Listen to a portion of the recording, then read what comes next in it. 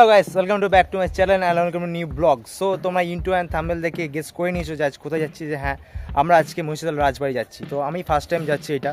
So আমার সাথে রয়েছে আমার ফ্রেন্ড, ঠিক আছে, সঞ্জীব, ঠিক আছে। তো বর্তমানে আমরা এখন দাঁড়িয়ে আছি মহিষাদল রাজবাড়ি, যে মহিষাদলের যে স্টেশন আছে, তো সেই স্টেশনেই আমরা এখন দাঁড়িয়ে আছি। তো যারা এর আগে এসেছো, তো ঘুরে গেছো, তারা একটু কমেন্ট করে জানিয়ে তোমাদের কেমন লেগেছে। সো যারা আসবে করছে বা এখনও আসুনি, তো তারা এই ভিডিওটা প্রথম থেকে শেষ পর্যন্ত দেখতে থাকো। তোমাদের A to Z full information, তোমরা কীভাবে আসবে এবং এসে কী থাকবে, কী খাওয়া দাওয়া করবে, সমস্ত ডিটেলস এই ভিডিওর মাধ্যমে তোমরা পেয়ে যাবে। তো তোমরা আসলে তোমার স্টেশনের সামনে টোটো স্ট্যান্ড পেয়ে যাবে। তো এখানে টোটো স্ট্যান্ড দেখতেই পাচ্ছ। সো আমরা এই টোটো করেই যাবো রাজবাড়িতে। তো চলো, তোমাদের সেখানে গিয়ে দেখা হচ্ছে। বাট তোমাদের একটা কথা জানিয়ে রাখি, তোমরা চাইলে এর আগের স্টেশন মানে সতীশ সামন্ত স্টেশন থেকেও নেমে তোমরা অটো বা টোটো ধরে যেতে পারো। বাট আমরা ডাইরেক্টলি মহিষাদল স্টেশনেই নেমে তারপর টোটো ধরলাম। মহিষাদল রাজবাড়িতে তোমার কত করে ভাড়া নাও? 25 টাকা। কতক্ষণ লাগবে? প্রায় 15 মিনিট। আচ্ছা, 15 মিনিট 25 টাকা বেশি হচ্ছে না? তাও হচ্ছে এখান থেকে হচ্ছে প্যাসেঞ্জার কম নেবে, সতীশ সামন্ত বেশি নেবে, ওই জন্য হচ্ছে 25 টাকা করে করা হয়েছে ইউনিয়ন থেকে করা, তাই 50 টাকা নেবে। ঠিক আছে, তো চলো আমরা এখন টোটো করে যাবো। তোমরাও যখন টোটোতে উঠবে তো তখন অবশ্যই টোটোর ভাড়া জিজ্ঞাসা করে নেবে, কারণ অনেক সময় টোটোওয়ালারা পরে ভাড়া বেশি বলে থাকে। বাট এই দাদাটা এরকম ছিল না, এই দাদাটা খুবই ভদ্র এবং আমার সঙ্গে খুবই ভালো ব্যবহার করেছে। তো সব টোটোওয়ালা তো এই দাদার মতো এত ভালো নয়। তো যাই হোক, তোমরা একটু টোটো ভাড়া জিজ্ঞাসা করে তারপরে উঠো। আর তোমাদের একটু ইনফরমেশন দিয়ে রাখি, যারা বাই রোড আসতে চান মানে গাড়ি বা বাইকে করে আসতে চান, তো তারা প্রথমে মেচেদা এবং মেচেদা থেকে নন্দকুমারের দিকে আসবেন। আর ওখান থেকে মহিষাদলের দূরত্ব মাত্র 9 কিলোমিটার। তোমাদের গাড়ি করে আসতে সময় লাগবে মাত্র 20 মিনিট। তো ভাই, এখানে ইলেকশন চলছে, তো ওখানে টোটো আটকে দিয়েছে, এবার আমাদেরকে হেঁটে হেঁটেই যেতে হবে। ওই দিন ওখানে কোঅপারেটিভ ব্যাংকের ভোটিং ছিল, তাই টোটোলা আমাদেরকে অনেক আগে থেকে নামিয়ে দিল, কারণ টোটো নো এন্ট্রি ছিল ওখানে। তাই আমরা প্রথমেই পায়ে হেঁটে চলে গেছিলাম দ্বিতীয় রাজবাড়ি, মানে এটা সেই পুরাতন রাজবাড়িটা। তো এটা এখন মেরামতের কাজ চলছে, তো এটা এখন কমপ্লিট হয়নি। আর ওরই পাশ দিয়ে একটু হেঁটে গেলেই তোমরা গোপালজির মন্দির দেখতে পেয়ে যাবে। আর এই মন্দিরের ভেতরে গিয়ে যদি তোমরা দর্শন করতে চাও, তাহলে তোমরা সকাল 7টা থেকে বেলা 12টা পর্যন্ত এবং বিকেল 3টা থেকে রাত্রি 8টা পর্যন্ত এই সময়ের মধ্যে তোমাদেরকে আসতে হবে। আর দুঃখের বিষয় এটাই যে আমরা এই দুটো টাইমের একদম মাঝখানে মানে 12:30টার সময় ওখানে পৌঁছেছিলাম, তো তাই আমরা ভিতরে ঢুকতে পারলাম না। তাই তোমাদেরকে বাইরে থেকে একটু দর্শন করে দেখিয়ে নিলাম। ফাইনালি আমরা চলে আসলাম মহিষাদল রাজবাড়িতে। তো এটাই হচ্ছে সেই মহিষাদল রাজবাড়ির গেট।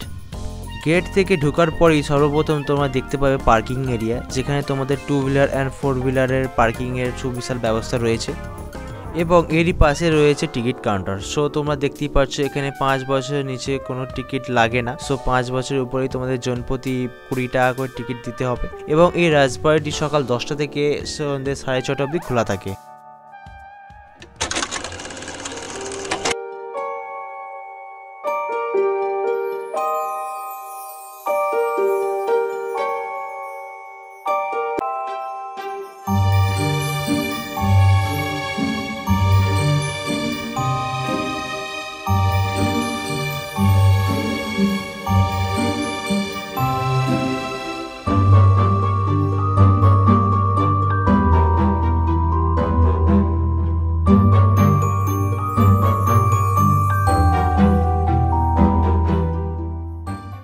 তোমাদের উইকেন্ডে ছুটি কাটানোর এটি একটি বেস্ট ডেস্টিনেশন হতে পারে।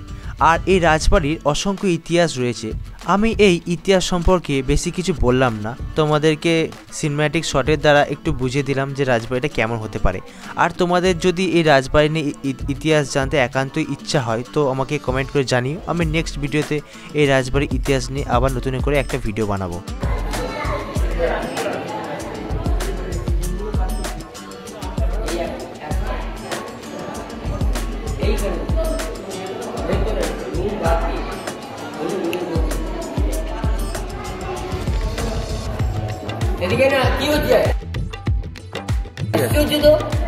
ঠিক আছে, ঠিক আছে।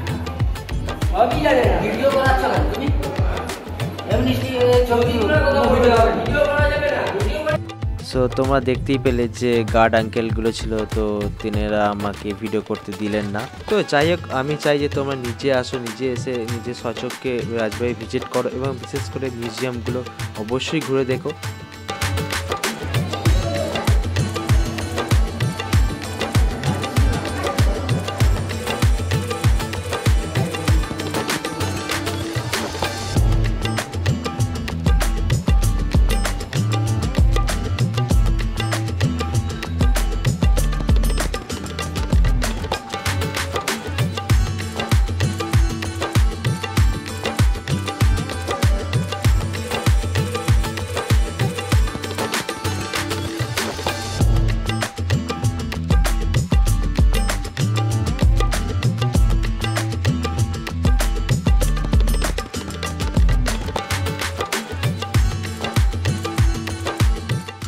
রাজবাড়িটা যতটা পারলাম তোমাদের একটু ঘুরিয়ে দেখালাম, এবার রাজবাড়ির পেছনটা তোমাদের একটু ঘুরিয়ে দেখাবো।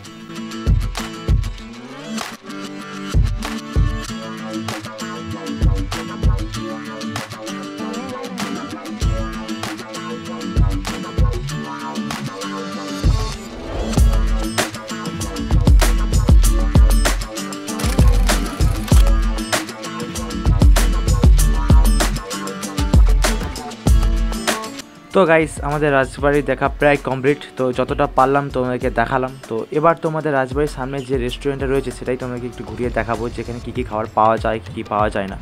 তো বেসিক্যালি আমরা যেদিনকে গিয়েছিলাম সেদিনকে একটি অনুষ্ঠান ছিল, অ্যানিভার্সারি অনুষ্ঠান ছিল। তো সেদিনকে অলরেডি বুকিং ছিল, তো তাই বিশেষ কিছু মেনু ছিল না, শুধুমাত্র বিরিয়ানি ছিল।